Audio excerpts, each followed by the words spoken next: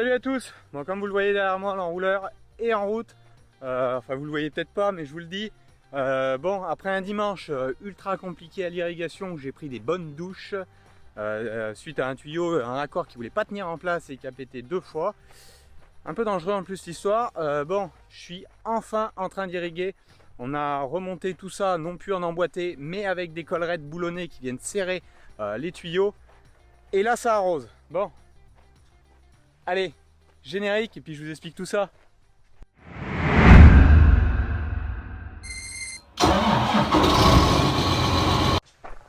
Donc j'ai mis en route l'irrigation. Le but, bon, on va attaquer de moissonner. On devait attaquer aujourd'hui, j'ai décalé. On va attaquer demain. Le but, c'était de vraiment mettre en route l'irrigation et de pouvoir avoir l'esprit un petit peu plus tranquille vis-à-vis de ça. C'est pas qu'on est sur un climat ultra sec, enfin, une humidité ultra sèche dans le sol. Mais je préférais calmer un petit peu le feu en termes de température, surtout les 30-32 degrés qui nous annoncent sur la fin de semaine, en faisant un petit tour d'arrosage, donc 30 mm là que je suis en train d'apporter sur mes haricots semences. Donc ça va leur faire le plus grand bien. Donc je ne sais pas si vous voyez là, mais une buse plutôt fine. Donc là je suis sur une buse de 24 avec une pression pas trop élevée, de façon à avoir une taille de gouttelette correcte. Donc là ça se passe bien. Ça avance, vous voyez, il est parti de là-bas il y a 3 heures, donc d'ici ce soir, là il est 4 heures de l'après-midi en gros, d'ici ce soir on sera arrivé au bout et on pourra changer de position pour continuer un petit peu mieux. J'ai réussi aussi à recaler mes forages en termes de débit. Tout se passe plutôt bien là, donc croisons les doigts, croisons les jambes, croisons tout ce qu'on veut, mais ça marche et espérons que ça tienne. Donc non, normalement tout ce qu'on a réparé, la conduite, bon, on a rebouché, je vous ai pas fait d'image parce que j'avais les gros mots un petit peu fusés parce que c'était un peu la comédie. Au bout de 2 jours, on en a un petit peu marre que ça, ils remettent en place, croire que c'est bon, mettre en pression et puis que ça pète. Mais là, au moins, ça tourne et c'est parfait. Bon, allez, je vais vous faire quelques images de tout ça au drone et tout. Vous allez voir un petit peu l'évolution des maïs. Ils ont encore, depuis une semaine, depuis le broyage, là, des passages d'irrigation pas mal évolué. Les haricots, ça se passe plutôt aussi pas mal, vous voyez, ils montent sacrément après les rames. Ils sont en fleurs pour la majorité, ils commencent donc à fleurir. Donc ça se passe bien. Laissons ça faire ça. Bon, là vous voyez, la chaîne tourne, il est en train d'enrouler tranquillement. On travaille, il a 7-8 bars de pression, on est bien. Donc, comme je vous disais, ça fait pas une grosse pulvée, enfin un gros arrosage, mais je travaille avec une buse fine et comme j'ai les passages que tous les 72 mètres, j'ai pas besoin de mettre une pression à 10 ou 12 bars, sinon j'aurais trop de recroisements. Voilà, allez, on va aller refaire un tour à la station. Je vais aller mettre aussi un pluviomètre pour contrôler ma pluviométrie. Normalement je suis pas trop mal par rapport au débit que je donne à la station et puis le boîtier de l'enrouleur, ce que je lui ai rentré, on ne doit pas dériver de beaucoup. Allez, c'est parti.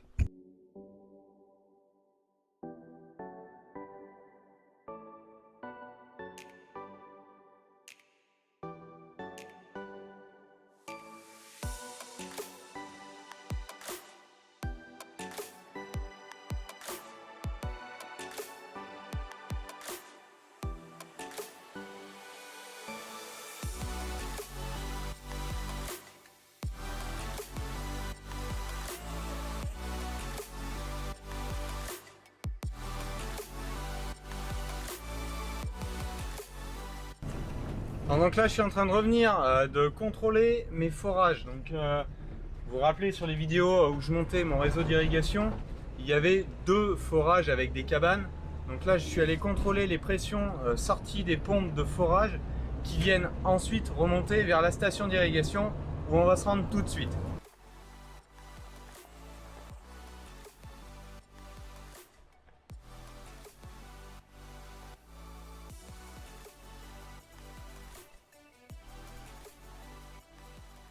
Allez, donc nous voilà rendus à la station. Bon,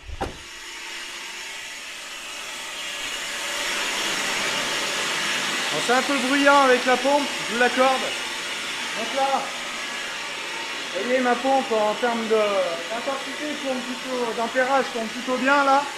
Elle n'est pas en pleine charge comme un démarrage bien sûr, comme on arrive de croisière. Donc l'eau des forages que je vous ai dit précédemment arrive par le gros tuyau là, juste ici. Et la réserve ici, tampon de la station, 22 mètres cubes. Vous vous souvenez quand j'avais fait le montage de la station, J'avais enterré une cuve réserve, donc 22 mètres cubes qui permettent de temporiser. J'ai des flotteurs dedans qui permettent de couper les forages. Et je fais en sorte que mon surpresseur ici se table en dessous du débit de mes forages. Et c'est ça qui est le plus compliqué à régler, c'est que mes forages emmènent suffisamment d'eau à ma station, mais n'en manquent pas. Et n'en emmènent pas trop pour se couper trop souvent. Donc c'est là où il faut trouver le bon compromis. J'ai passé toute mon après-midi à faire des allers-retours pour essayer de régler au plus juste. Et là, ça se trouve plutôt pas trop mal. En pression, je suis pas trop haut comme je vous avais dit, mais ça fait plutôt une irrigation plutôt propre, pas trop de grosses gouttelettes parce que j'ai une buse relativement fine sur l'enrouleur.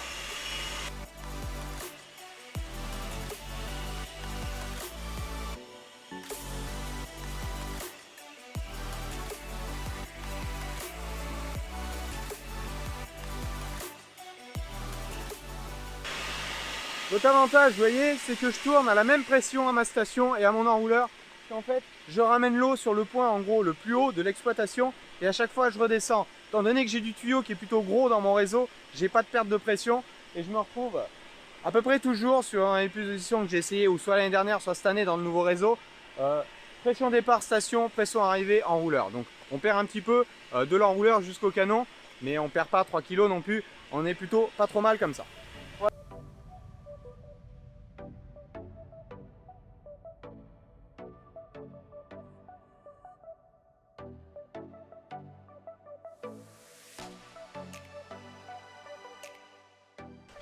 Là je me retrouve donc dans la passée où vient de passer l'enrouleur depuis quelques minutes.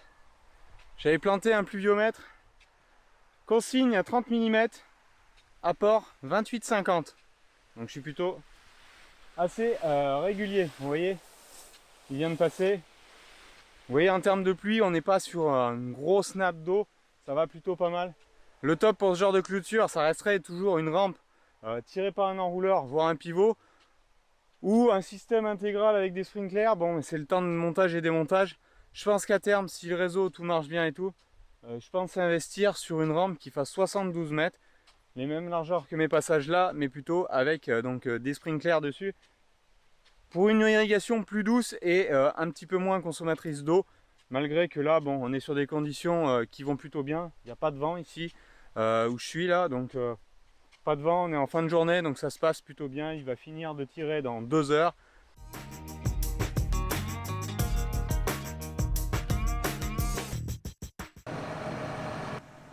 Allez, ce matin, je vais aller vider l'orge qu'on a coupé hier dans la SMI, la Kaiser. On a mis en route la batteuse. Elle est juste là, la coupe est juste derrière moi ici. Donc on a fait de l'orge chez Nico.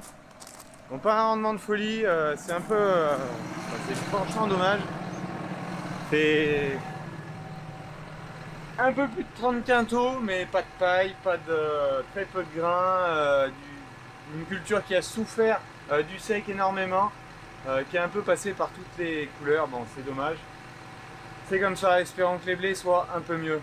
Bon, je sais pas si vous voyez là, juste ici, il y a un smermort. On est en train de rentrer de l'azote liquide pour les cultures de l'année prochaine.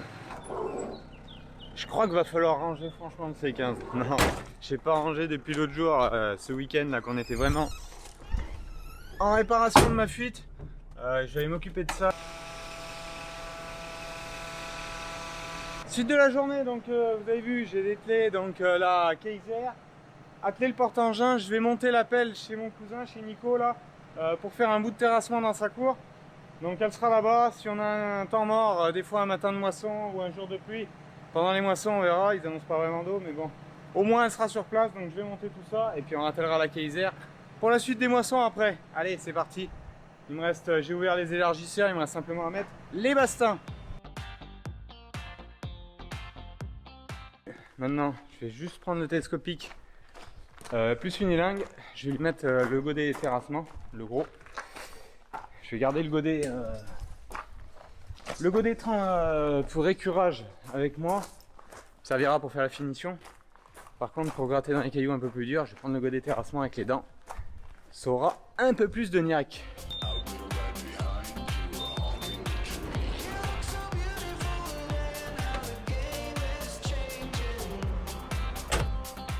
Mais je vous cache pas d'un truc, c'est que ça fait pas froid. Hein. Là on a 32 degrés là, en plein soleil, enfin 32 degrés à l'ombre mais en plein soleil, on prend franchement bon. Vivement de se mettre dans le tracteur avec la clim pour finir de monter l'appel, parce que alors là à chaque fois que je monte dans une cabine, l'appel ou le télesco, coup de chaud.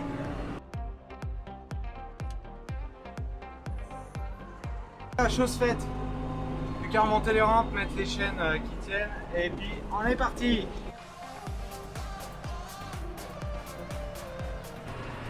Allez, je suis parti chez Nico de lui porter l'appel, avec le 6R, bon, faut pas s'affoler avec le 6R, c'est pas le gabarit du 8R pour la tirer, parce que là, ça fait du poids vraiment.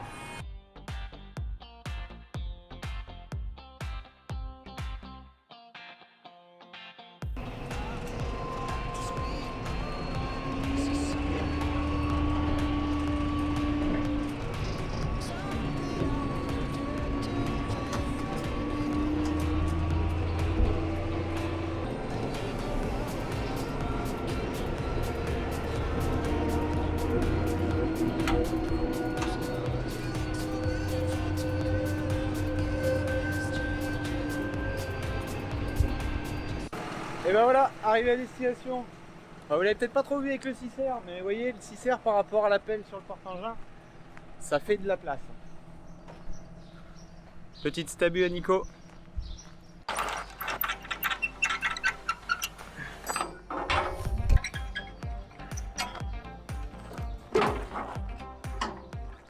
Allez, ça s'est libéré. On va juste baisser les rampes maintenant et puis on décharge. Et je détellerai laisser le porte-engin ici, j'en ai pas besoin à Lyon. Donc comme ça sera parfait.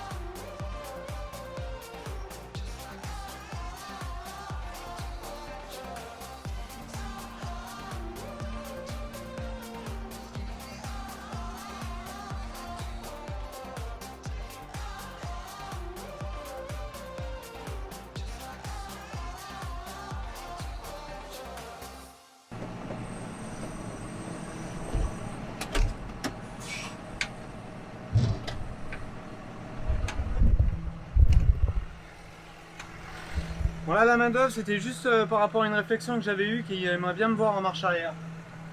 Donc, vous avez vu. Allez, on dételle.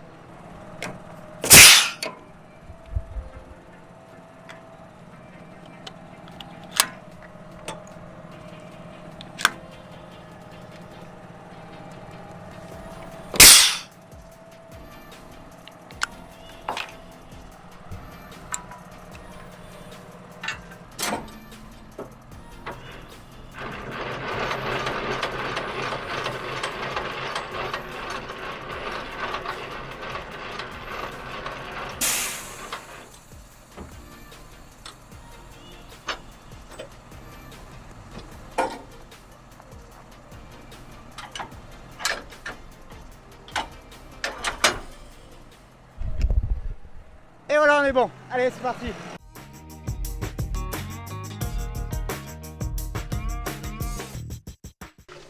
Nouvelle journée. Bon. L'enrouleur a tourné toute la nuit. Il a l'air d'en avoir arrosé un peu. Si ça tourne, c'est que les forages tiennent. C'est déjà bon signe. Bon, je suis toujours sur des passés à 30 mm. Donc ça arrose plutôt bien. Suite aux interrogations de certains, oui, excusez-moi pour le soleil. Donc oui, je privilégie d'arroser la nuit, mais le temps de régler tout, je préférais le faire la journée, parce que surveiller la nuit, déjà d'une, j'essaye de me reposer un peu, parce que les moissons vont arriver vraiment, et puis de deux, je peux pas tout contrôler la nuit, c'est compliqué, faut passer d'un endroit à un autre. Surveiller l'enrouleur, surveiller les forages, surveiller la station, donc bon, on peut pas tout faire.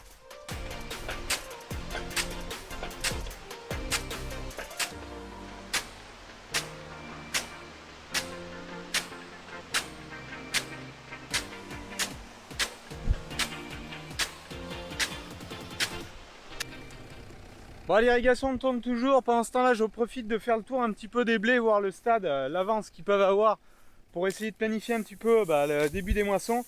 Parce que non, j'ai pas attaqué. Quand la vidéo va sortir, j'aurai toujours pas attaqué. C'est vraiment pour la semaine prochaine qu'on va se mettre vraiment dedans.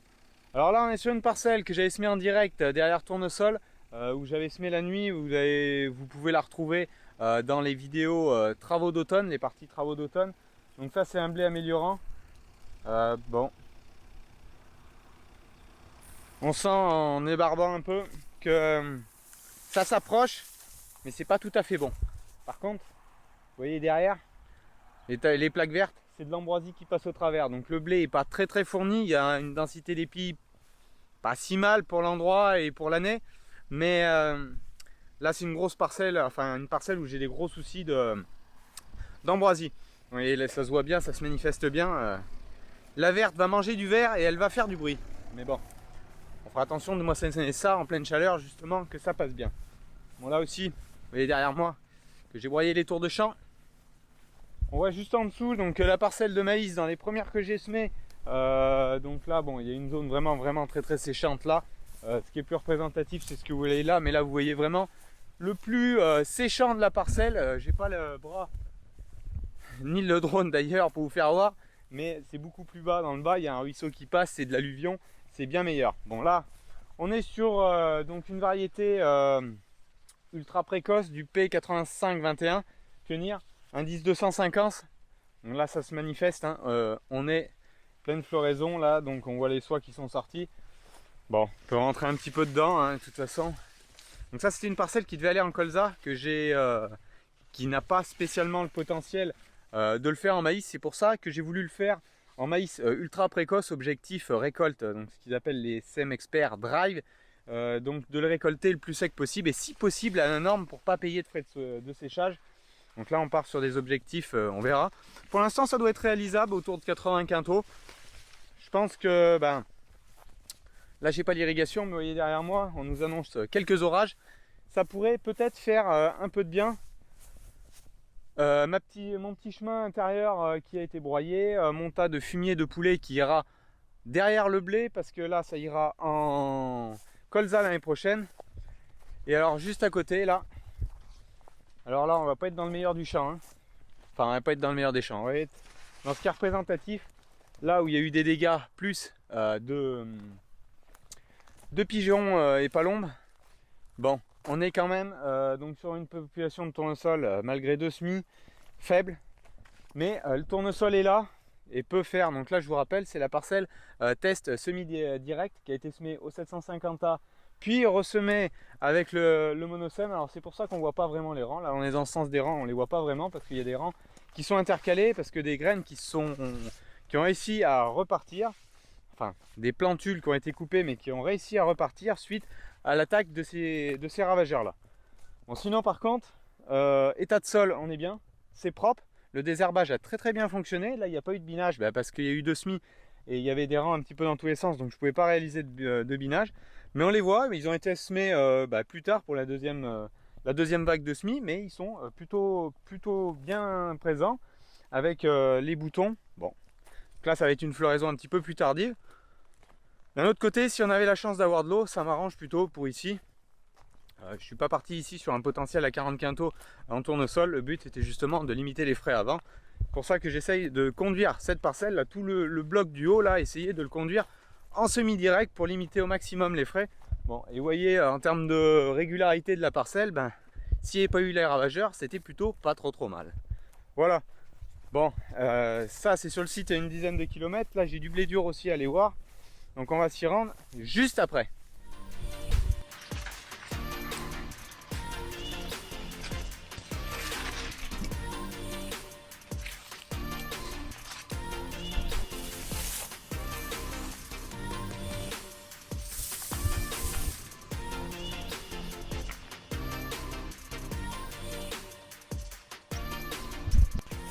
Voilà, on est sur une parcelle de jachères fleuries. Mon père a des ruches, je sais pas si vous les voyez au loin là, à une centaine de mètres. Donc ça c'est de la jachère que j'ai réimplantée cette année là quand j'avais fait le semi-direct au 750 avec le 6810. Bon, on voit que l'implantation est là. On est sur du terrain très très limitant. On voit quelques sarrasins, zinnia, quelques cosmos. Il y a un peu de tout, mais il y a surtout encore.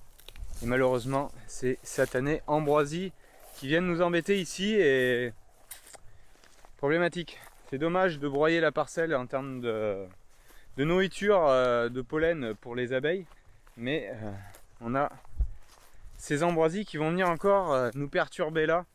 C'est vraiment un fléau chez nous, c'est pas le cas partout en France, mais la région Rhône-Alpes-Auvergne, on est quand même pas mal touché par cette plante là qui est arrivée il y a plus d'une quarantaine d'années dans la région et depuis qui se multiplie très très bien, et on est en plus en perte de solution pour les détruire.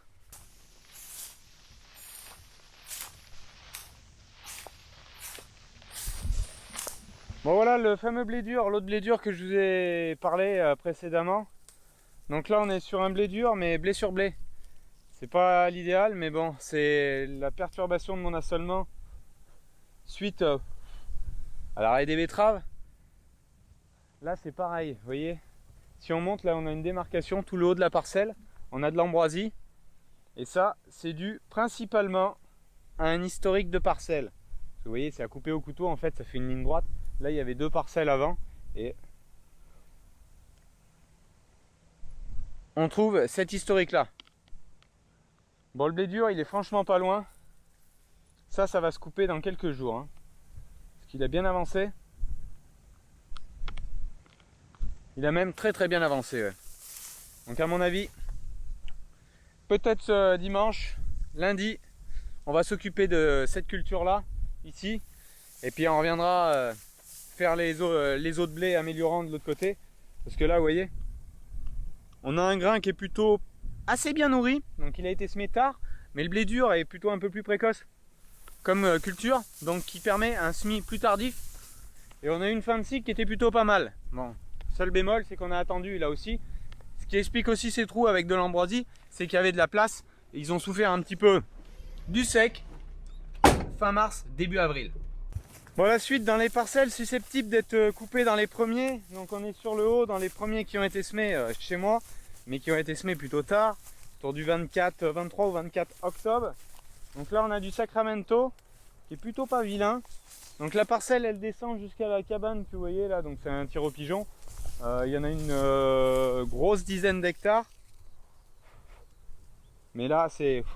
à voir le grain c'est pareil.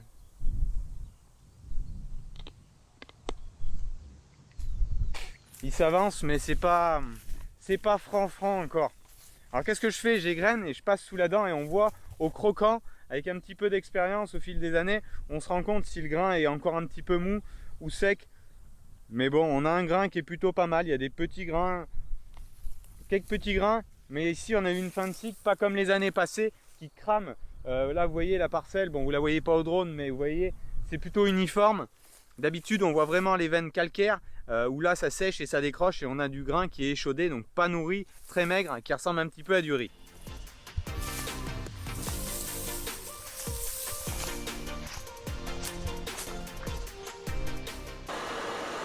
Bon, il est un peu plus de 22 h, vous avez vu dans la vidéo avant-hier avec Mathis, on a retiré l'enrouleur dans la dernière position des maïs.